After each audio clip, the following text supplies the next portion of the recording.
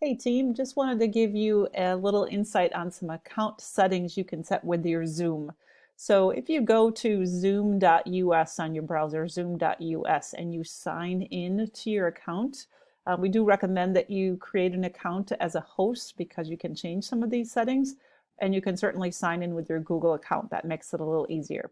So I know I'm signed in because it says my account right here in the right-hand corner versus it saying sign in. I'm going to click on my account in the upper right hand corner. And when I do that, it's going to open up into my profile. And along the left hand side, I can see the meetings that I already have scheduled.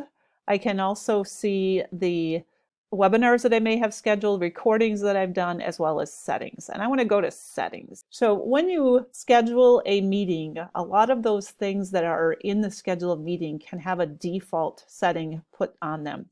So for example, one of the questions is when you host a video, do you want to start the meeting with the video on for the host?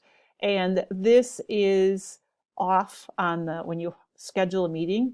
But if you want that to be defaulted to on, you can change that. The same with the participants video. When you want them to click sign on, do you want their video to automatically be on?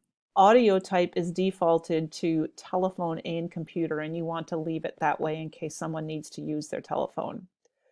Join before host, you probably don't want that to happen. Scroll down a little bit. One of them says require a password when scheduling new meetings, and that's the default, and you at times may want to do that, but I don't think that's a normal thing, so I'm going to actually turn that off on mine. This also has a require a password for instant meetings. I'm going to turn that off as well.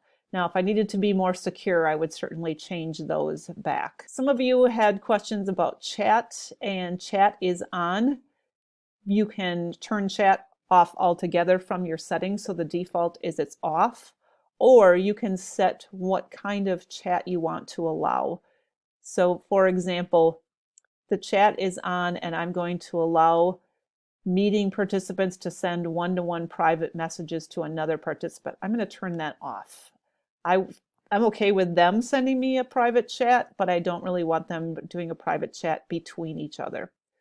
Play sound when participants join or leave. I'm going to turn that on. That means that if you, for example, set this for your office hours and someone joins your Zoom meeting, you're going to hear a noise, providing your sound is on your computer. That way, it kind of indicates, kind of like the doorbell ringing when someone gets to your house. And you can choose whether this is heard by the host and all attendees or just heard by you. You can make that choice whether you want that. Save that part of it. So you can kind of scroll through some of these and see things that you might want to do. So there's things like surveys, and some of these might be an upgrade and not in the basic part of it, but you can kind of scroll through and see if they allow you to change those kinds of things. Screen sharing is something else to consider depending upon your group that you have.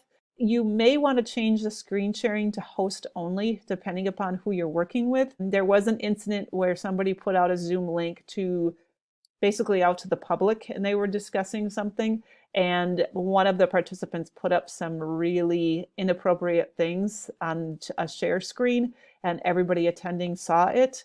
Obviously, we know who's attending our meetings, and our links are not out in the public. That's your choice. You may want to go host only for what you're doing on that. This annotation says allow participants to use annotation tools to add information to shared screens. Again, if you see that being a problem, you can turn that off. You can turn the whiteboard on or off. Remote control, allowing someone else to take control over that while you are presenting a shared screen. That could be a helpful thing if someone was having problems with something on their computer and you needed to kind of move around and show them how to do things by physically manipulating on their computer. That might be helpful. In Meeting Advanced, again, you can kind of read through these and see what you want to change, but some of you were interested in this virtual background, and you may want to turn that on so that you can actually change your background on. This works best, obviously, if you had a green screen, but most people don't have a green screen in their home, but a solid wall color behind you, that's going to work a little bit better for that. I would encourage you, if you really want to do something with the virtual backgrounds, that you can Google that. Zoom has a whole overview on that as far as called virtual background. But looks like, from what I'm seeing, that it is saving this as we go along, and I probably didn't hit every single thing on here, but it looks like it's saving as it's going, and so I don't need to push any kind of a save button on here.